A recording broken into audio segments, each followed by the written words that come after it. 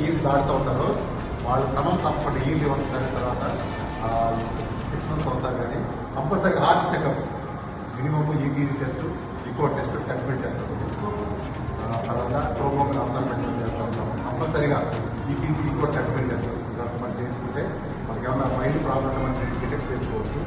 ఎవరికైతే problem detect అవుతామో వాళ్ళకి యాంజియోగ్రామ్ అప్లై చేస్తాం. యాంజియోగ్రామ్ తీసుకుంటే అందులో ఏమైనా బ్లాక్స్ ఏమైనా ఉంటాయా దాన్ని బట్టి మనం లైట్ బ్లాక్స్ ఉంటే మెడిసిన్స్ వాడుకోవచ్చు. ఎక్కువ బ్లాక్స్ ఉంటే సెంటర్ పెడతా ఉంటాం. అదే 2-3 నరాల కనుక బ్లాక్స్ ఉంటే బైపాస్ సర్జరీ అప్లై చేస్తాం.